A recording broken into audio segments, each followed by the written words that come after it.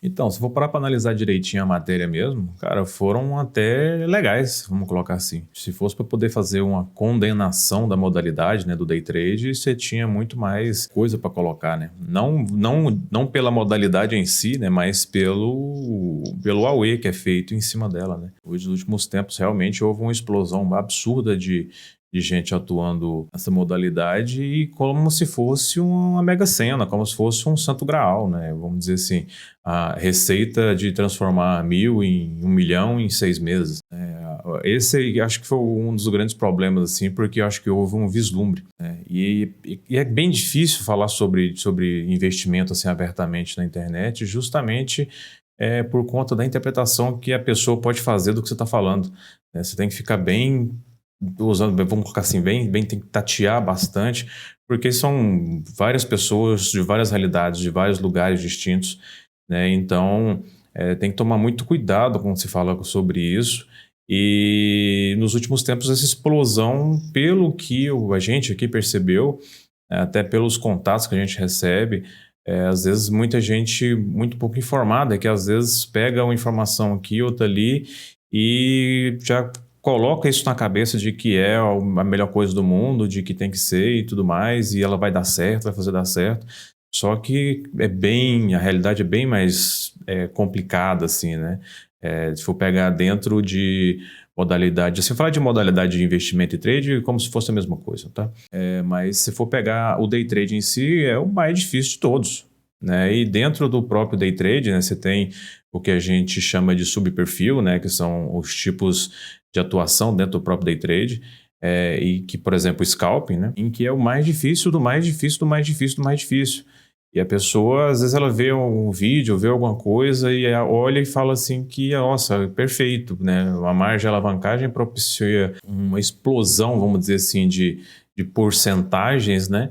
E que meio que vislumbra mesmo, né? Esse é que é o problema. E se a gente está falando de uma modalidade de investimento mais difícil, que o subperfil ou o perfil, né, dentro do day trade, com o próprio day trade mais difícil de todos, não é uma coisa assim do dia para a noite, não é uma coisa que você vai entender que existe uma linha no gráfico, que existe um gráfico, que existe um times ou um book, alguma coisa só específica e que a partir daquilo ali vai ser a solução de todos os problemas da vida, né? Nunca foi e não vai ser, né? Principalmente porque a atuação em si, né, vamos dizer assim, quando eu falo atuação, não é uma questão tipo assim, de chegar e aprender a operar, porque isso é a coisa mais, vamos dizer assim, simples do mundo, né? Você tem um sistema onde praticamente você tem dois botões e você escolhe entre comprar ou vender, e aí você escolhe o motivo que você quiser. Vamos dizer assim, é o jeito que boa parte das pessoas, que às vezes não tem nenhuma base para poder fazer a análise, mas acaba que vira, vamos dizer assim, um jogo, né? E esse aqui é o problema. Porque essa simplicidade aparente, vamos chamar assim, acoberta uma complexidade gigante, né? Principalmente porque não é uma matemática exata em que em que eu posso pegar essa fórmula aqui e simplesmente aplicar ela para outra pessoa replicar. Não tem como, não funciona desse jeito, porque não só na questão da atuação em si ela é variável, porque apesar do mercado ser o mesmo, cada um consegue fazer uma análise distinta para identificar e aproveitar um movimento distinto num do outro, uma pessoa da outra. Você também tem configurações diferentes para cada pessoa. Então, cada um tem um bolso diferente, tem uma perspectiva diferente, tem um objetivo diferente, tem uma disponibilidade a risco diferente.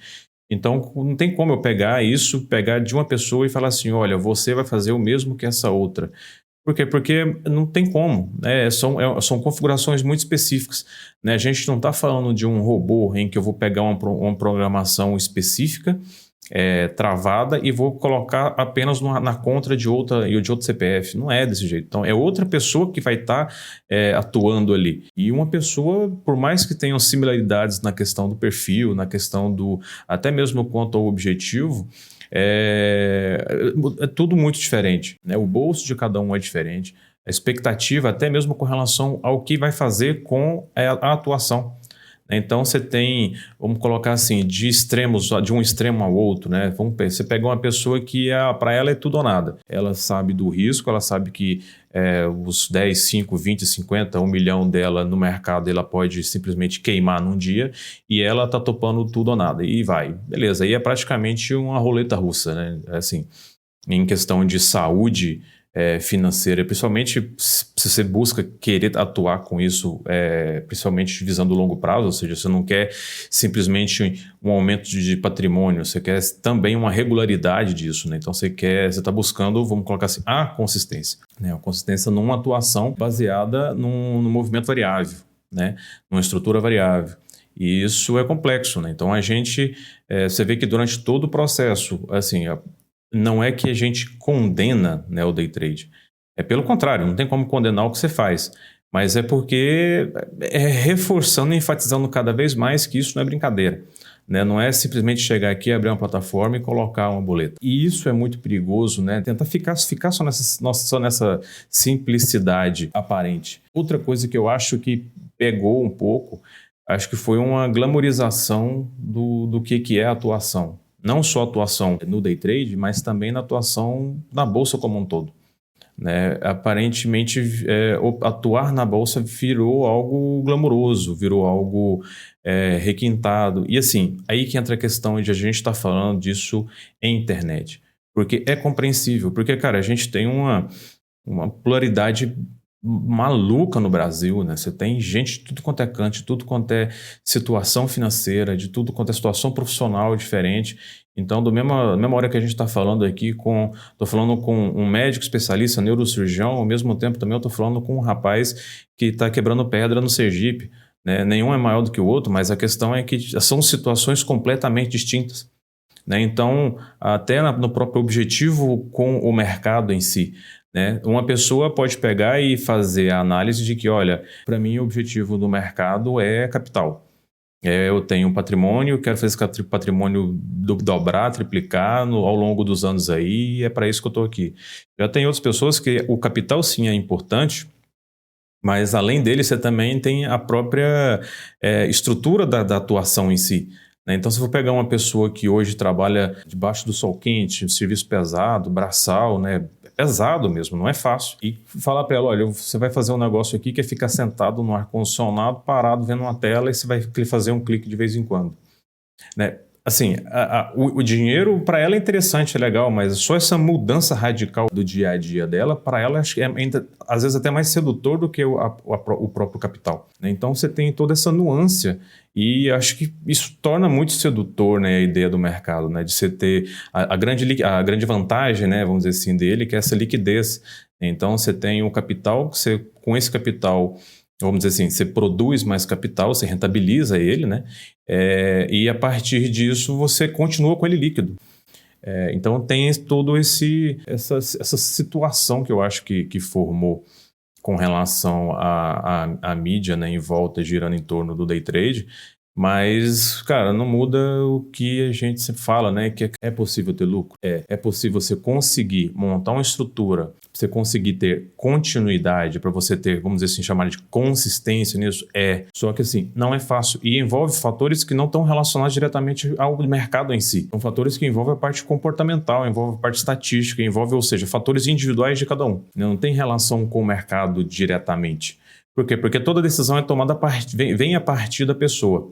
Então, se essa pessoa ela não tem uma estrutura adequada para poder estar nesse tipo de atividade que exige uma alta performance, provavelmente não vai conseguir. Então, e assim, pegando de coisas até muito simples, né? Se for pegar uma pessoa que, por exemplo, vem e desenha uma gestão, nem é uma gestão financeira adequada, porque não está trabalhando com alocação, a diversificação, nem nada. Está simplesmente pegando o capital que ela fala assim, tá bom para operar, e faz um planejamento ali de metas. Olha, se eu perder tanto tempo, tantos dias, então vai chegar em tanto de capital e eu paro. E se ganhar, eu vou fazer uma evolução natural de contratos, né? Falando de contrato futuro, e normalmente eu acho que hoje virou assim a menina dos olhos, né, do pessoal, por conta do próprio preço dele em si, né, o custo para você poder atuar nele. Então essa pessoa ela faz esse controle, esse planejamento de metas ali, E beleza, fez o planejamento, beleza, vamos atuar, tranquilo.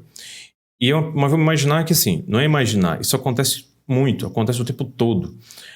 A pessoa ela vem e define que, por exemplo, R$ 1.000 é a meta dela no dia. Ou seja, se ela bater R$ 1.000, para ela tá bom, aquilo ali acabou, dia feito, acabou, fecha, vai fazer outra coisa. Essa pessoa, por exemplo, chega e faz R$ 1.000 no dia.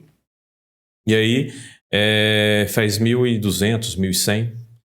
Aí ela pega e fala assim: olha, hoje tá bom demais, hoje eu vou aproveitar, hoje eu vou quebrar tudo e é isso aí, hoje eu vou arrebentar. Beleza. E ela continua. Também não tem nenhum planejamento de meta voltado para justamente para o drawdown do dia e simplesmente termina o dia R$ 1.000 negativo. Acontece muito. Se eu for pegar essa pessoa que ela não consegue seguir essa própria disciplina, vamos colocar assim, financeira e básica, essa é a mais básica de todas. Se ela não consegue lidar com isso, ela não consegue respeitar isso, algo que ela mesma impôs, ela mesma colocou, na prática ela está tratando o mercado como um cassino. Ela tem uma desculpa, vamos colocar assim, analítica de que, olha, eu estou fazendo análise gráfica, análise de fluxo ou qualquer outra coisa que ela vai analisar.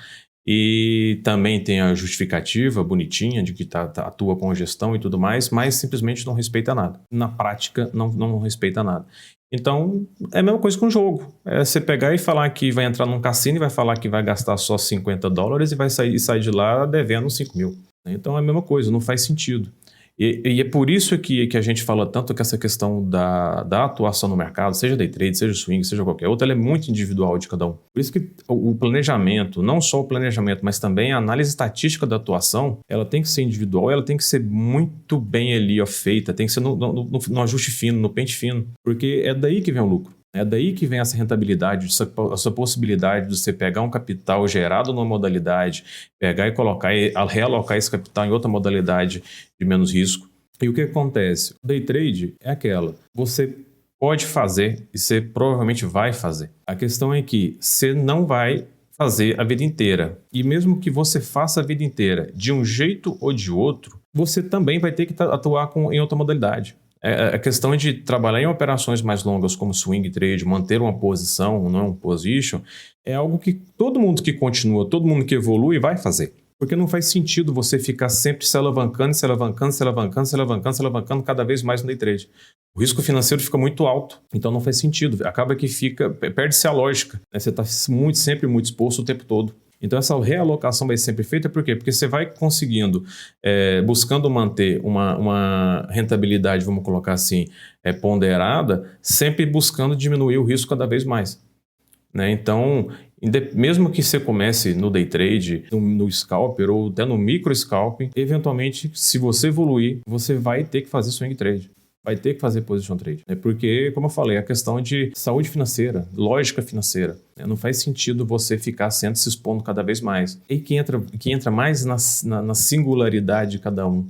Também, né? Porque eu pegar e falar isso para uma pessoa também que está começando ou que está conhecendo o mercado agora, pode servir de nada. Ela pode estar simplesmente entrando no ouvido e saindo no outro porque ela já foi vislumbrada pela possibilidade ali da alavancagem, né? E transformar poucos reais em milhares por causa disso, por causa daquilo. Então, às vezes nem adianta falar isso. Isso também tem a pessoa também que ela já tem um histórico, que começou a atuar no mercado, começou a atuar de determinado jeito, ou às vezes passou por alguma formação, estudou alguma coisa, mas enfim, já pegou, já enfiou a cara, já colocou o dinheiro lá na corretora, já começou a operar e tal, e por alguma circunstância ou pela própria consequência dos atos dela, de um jeito ou de outra consequência, né, ela teve um prejuízo.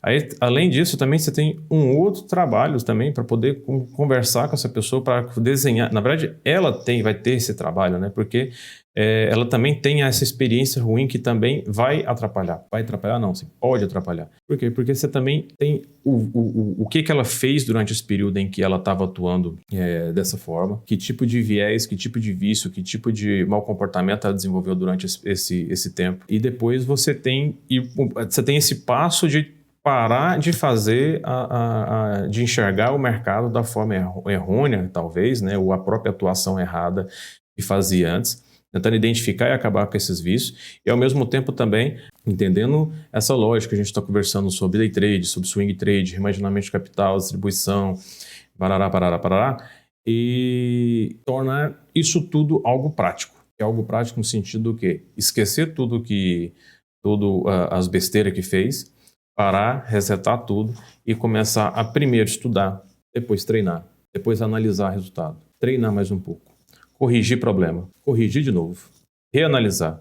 Depois que tem aquela assim, estatisticamente eu sou lucrativo, aí é a hora certa de colocar dinheiro no mercado. Porque se você já, independente que a gente esteja falando de bolsa de valores ou não, imagina que existe um tipo de investimento em que você não domine. Você vai simplesmente pegar lá o seu dinheiro e vai colocar, chegar lá e vai colocar assim, ó, me dá, sei lá, 1 tonelada de lagosta. Aí o que você vai fazer com essa lagosta? Não, porque eu fiquei sabendo que é lucrativo vender lagosta, então eu tô comprando, aí eu vou caçar para quem vender, que vai dar certo. Tem um rapaz que eu acho que vai comprar de mim. Não faz sentido, você não domina aquele mercado. Como é que você vai pegar capital e vai investir em algo que você não domina? Que você não tem um dado estatístico, algo que te ampara, algo que te apoia para poder dizer, olha, você de fato consegue ter lucro nisso. Então, se você coloca dinheiro nisso, em algo que você não tem esse dado, é praticamente um tiro no escuro. Né? E se a gente está falando de pegar dinheiro e dar um tiro no escuro com esse dinheiro, vamos colocar assim, tá mais para jogo do que para investimento. Aí lógico, aí vai pensar assim, mas investimentos você não consegue prever o futuro e tudo mais, que qualquer ação que você possa comprar hoje, essa ação pode derreter amanhã, então não é algo certo. Sim, é algo variável. Você não tem certeza absoluta de nada. Se houver certeza absoluta por exemplo, de que uma ação vai subir, certeza absoluta, então qual que seria a lógica? Pega o dinheiro e coloca todo o dinheiro que puder e coloca lá, porque é 100% certeza. Né? Só que isso não existe. Né? Então o que a gente trabalha? A gente trabalha com mensuração de risco. A gente trabalha com alocação de capital de acordo com a realidade de cada um e vai fazendo a distribuição desse capital e a gestão da perda. Porque a gente não consegue, não prefere não controlar o que pode ganhar, ou seja, se enquanto a operação estiver boa, enquanto o investimento estiver bom, vamos aproveitar o máximo possível. Mas eu consigo controlar a perda. Então, baseado pela perda, você consegue ter esse início ali, né, da construção do planejamento de metas e objetivos ali, para poder ver se isso de fato está casando com a sua realidade, ou seja, com o que você quer e o que você tem. Né? Então, aí inicia-se todo o processo de construção dessa gestão financeira que, se você parar para analisar um pouco, acaba que ela, de certa forma, é até mais importante do que a parte operacional em si.